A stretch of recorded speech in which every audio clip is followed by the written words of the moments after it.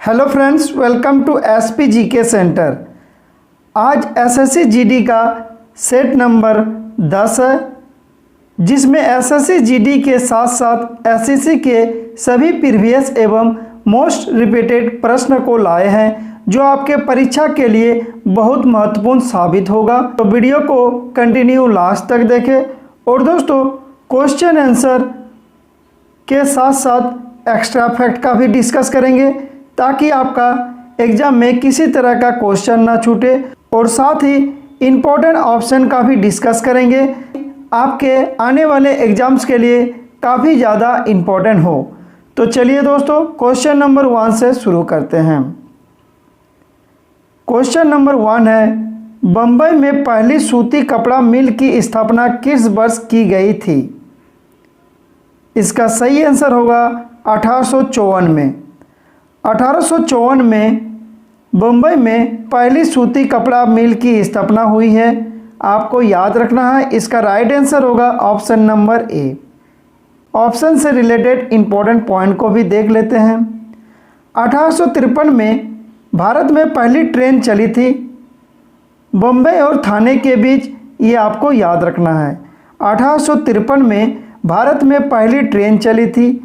अगर आपसे पूछे कि किसके शासनकाल में, तो डलहौजी के शासनकाल में। और कहाँ, तो बम्बई और थाने के बीच ये ट्रेन चली थी।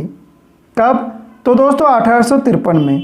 अगला है, कांग्रेस की स्थापना मुंबई में हुई थी। कब? तो 1885 में। 1885 में कांग्रेस की स्थापना हुई थी। कहाँ पे?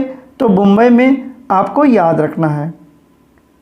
अगला प्रश्न देखेंगे, निम्नलिखित में से किस राज्य में ओबर पहाड़ियाँ स्थित है? आपका सही आंसर होगा option number B, Arunachal Pradesh. Arunachal Pradesh में ओबर पहाड़ियाँ स्थित है। आपको याद रखना है। आगे सारे इंपॉर्टेंट ऑप्शन का भी डिस्कस करेंगे। असम में कौन पहाड़ी है? तो असम में मिकिर पहाड़ी है। आपको याद रखना है, असम में मिकिर पहाड़ी है। सिक्किम का सबसे ऊंचा बिंदु माउंट कंचनजंगा है, जिसे पृथ्वी की तीसरी सबसे ऊंची चोटी के रूप में जाना जाता है। दोस्तों, सिक्किम का सबसे ऊंचा बिंदु कौन सा है? तो माउंट कंचनजंगा है, जिसे पृथ्वी की तीसरी सबसे ऊंची चोटी के रूप में जाना जाता है। आपको याद रखना है। अगला प्रश्न है, गणेश चतुर्थी का धार्मिक त्यौहार विशेष रूप से निम्नलिखित में से किस राज्य में संबंधित है? गणेश चतुर्थी का धार्मिक त्यौहार किस राज्य से संबंधित है? तो इसका सही आंसर होगा option number A, Maharashtra. Ganesh Chaturthi का धार्मिक त्यौहार महाराष्ट्र से संबंधित है। आपको याद रखना है। आगे देखेंगे, पश्चिम बंगाल में दुर्गा पूजा मनाया जाता है। दुर्गा पूजा कहाँ मनाए जाते हैं? तो पश्चिम बंगाल में। आपको याद रखना है। लोहड़ी त्यौहार कहाँ मनाए जाते हैं? पंजाब और हरियाणा में लोहड़ी त्यौहार मनाया जाता है। आपको याद रखना है, बहुत इम्पोर्टेंट है। अगला प्रश्न देखेंगे, तलाजा गुफाएं किस राज्य में स्थित है? तलाजा गुफाएं किस राज्य में स्थित है? तो इसका सही आंसर होगा option number D, Gujarat. Gujarat में स्थित है तलाजा गुफाएं। आपको याद रखना है। आगे देखेंगे, एलोरा की गुफाएं कहाँ स्थित है? इम्पॉर्टेंट क्वेश्चन है। तो दोस्तों, एलोरा की गुफाएं महाराष्ट्र में स्थित है। एग्जाम में बहुत बार पूछे गए हैं, आपको याद रखना है। एलोरा की गुफा महाराष्ट्र में स्थित है। पांडव की गुफाएं पचमढ़ी मध्य प्रदेश में स्थित है। पांडव की गुफाएं पचमढ़ी मध्य प्रदेश में स्थित है। आपको याद रखना है। अगला प्रश्न है, 21 जुलाई को प्रत्येक वर्ष किस रूप में मनाया जाता है? इसका सही आंसर होगा ऑप्शन नंबर ए, विश्व जनसंख्या दिवस। विश्व जनसंख्या दिवस कब मनाए जाते हैं? तो 21 जुलाई को। आपको याद रखना है, इंपॉर्टेंट क्वेश्चन है।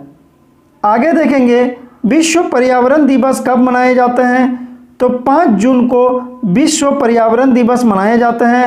आपको याद रखना है, बहुत ही इम्पोर्टेंट है। इसी तरह का क्वेश्चन एग्जाम में पूछे जाते हैं। 7 अप्रैल को विश्व स्वास्थ्य दिवस मनाए जाते हैं। 22 मार्च को जल दिवस मनाए जाते हैं। ये तीनों आपको याद रखना है। अगला प्रश्न है, निम्नलिखित में से कौन सा वनों की कटाई का परिणाम नहीं है? इनमें से आपको बताना है कि वनों की कटाई की परिणाम नहीं है। तो इसका सही आंसर है ऑप्शन नंबर सी, वायुमंडल में ऑक्सीजन के स्तर में वृद्धि। दोस्तों, वनों की कटाई का परिणाम ऑप्शन नंबर सी, वायुमंडल में ऑक्सीजन के स्तर में वृद्धि, ये नहीं है। इसका आंसर हो जाएगा ऑप्शन नंबर सी। अगला प्रश्न है, डिएगो माराडोना का नवंबर 2020 में निधन हो गया, वो किस खेल से संबंधित थे? इम्पॉर्टेंट क्वेश्चन है आपके एग्जाम्स के पॉइंट ऑफ व्यू से। दोस्तों, डिएगो माराडोना का निधन कब हो गया? तो नवंबर 2020 में। और ये किस खेल से संबंधित थे? तो दोस्तों, ये फुटबॉल खेल से संबंधित थे। आपका आंसर हो जाएगा ऑप्शन नंबर बी। अगला प्रश्न देखेंगे, निम्नलिखित में से कौन एक भारतीय बैडमिंटन खिलाड़ी है? आपको 4 ऑप्शन दिया गया है। इनमें से आपको बताना है कि कौन एक भारतीय बैडमिंटन खिलाड़ी है। आपका सही आंसर हो जाएगा साई प्रणीत। साई प्रणीत भारतीय बैडमिंटन खिलाड़ी है, आपको याद रखना है। आगे हम सारे इम्पोर्टेंट ऑप्शन का भी डिस्कस करने वाले हैं। तो चलिए आगे देखते हैं। विकास कृष्ण किस खेल से संबंधित है? तो बॉक्सिंग खेल से संबंधित है विकास कृष्ण। आशीष कुमार, ये भी बॉक्सिंग से संबंधित है। सुमित अंतिल का संबंध भाला फेंक से है। सुमित अंतिल का संबंध किससे है? तो दोस्तों, भाला फेंक से है, आपको याद रखना है। अगला प्रश्न देखेंगे, निम्नलिखित में से कौन इब्राहिम लोदी को पराजित करने के बाद पहला मुगल सम्राट बना? तो इसका सही आंसर होगा option number D, Babur. Babur ने इब्राहिम लोदी को पराजित करने के बाद पहला मुगल सम्राट बना, आपको ये याद रखना है। अगला प्रश्न देखेंगे, इंपीरियल बैंक ऑफ इंडिया की स्थापना कब हुई थी? इसका सही आंसर होगा ऑप्शन नंबर डी, 1921। 1921 को इंपीरियल बैंक ऑफ इंडिया की स्थापना हुई थी, आपको याद रखना है। इंपॉर्टेंट प्रश्न है, इसका राइट आंसर होगा ऑप्शन नंबर डी। अगला प्रश्न है, निम्न में से कौन सी बैंक फॉर्च्यून ग्लोबल 500 सूची 2001 में शामिल है? इनमें से आपको बताना है कि कौन सी बैंक फॉर्च्यून ग्लोबल 500 सूची में शामिल हुए हैं। तो इसका सही आंसर होगा ऑप्शन नंबर ए, भारतीय स्टेट बैंक। आगे देखेंगे, भारतीय स्टेट बैंक का मुख्यालय कहाँ है? तो मुंबई में है। एग्जाम में पूछे जाते हैं कि भारतीय स्टेट बैंक का मुख्यालय कहाँ है? तो मुंबई में है। इसकी स्थापना 1 जुलाई 1955 में की गई है। दोस्तों, भारतीय स्टेट बैंक की स्थापना 1 जुलाई 1955 में की गई है, आपको याद रखना है। अभी वर्तमान में भारतीय स्टेट बैंक के अध्यक्ष कौन है? तो दिनेश कुमार खारा अभी वर्तमान में भारतीय स्टेट बैंक के अध्यक्ष है, आपको याद रखना है, इम्पोर्टेंट है। भारतीय स्टेट बैंक भारत की सबसे बड़ी बैंक है। भारतीय स्टेट बैंक भारत की सबसे बड़ी बैंक है, आपको ये भी याद रखना है। भारतीय स्टेट बैंक यानी कि एसबीआई का प्राचीन नाम क्या था? तो इंपीरियल बैंक एसबीआई का प्राचीन नाम था, ये भी आपको याद रखना है, एग्जाम में पूछे जाते हैं।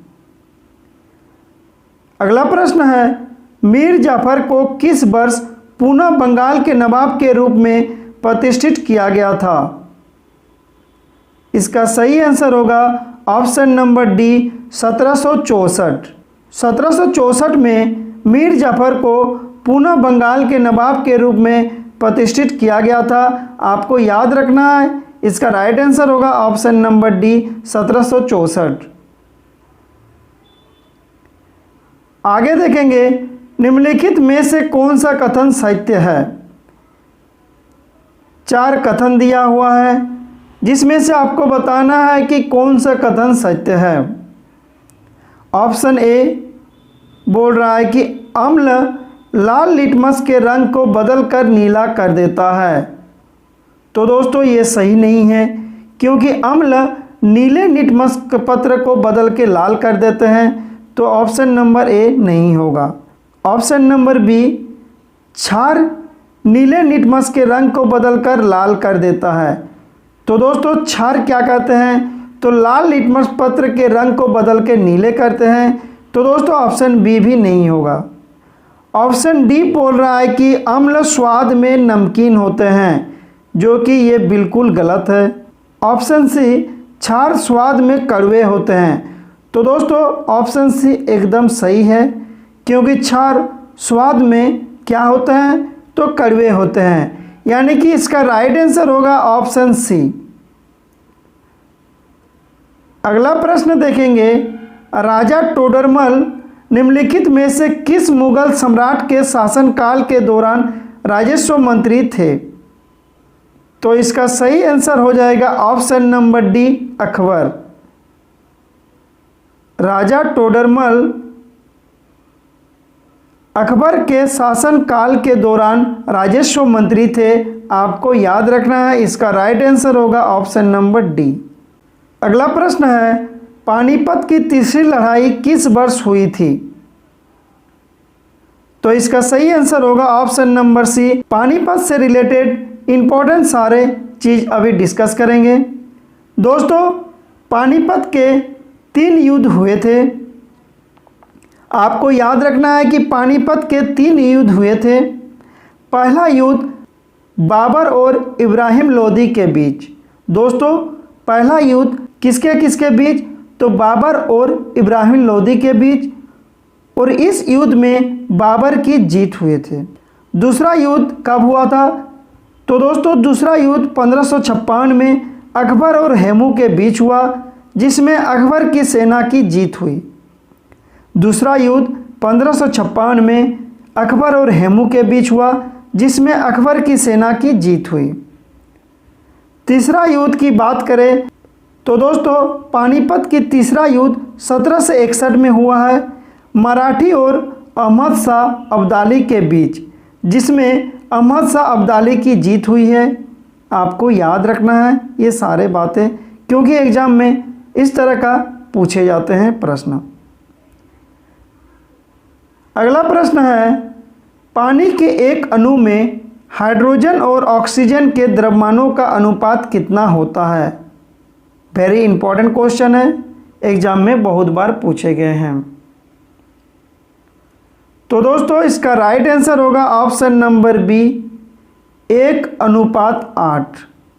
पानी के एक अणु में हाइड्रोजन और ऑक्सीजन के द्रव्यमानों का अनुपात 1:8 होता है। आपको याद रखना है।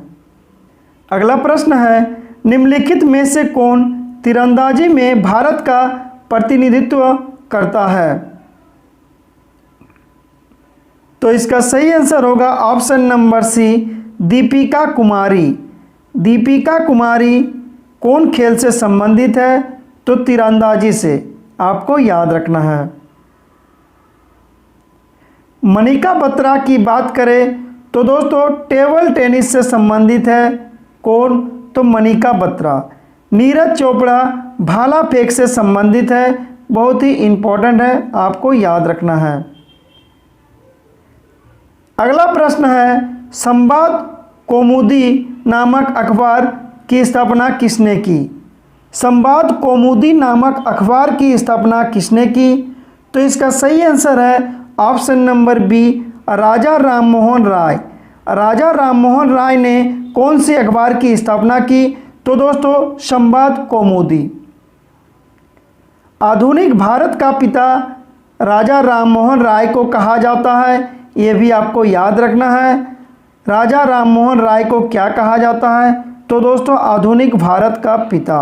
1828 ईस्वी में राजा राममोहन राय ने ब्रह्म सभा की स्थापना की, जो बाद में ब्रह्म समाज बन गई।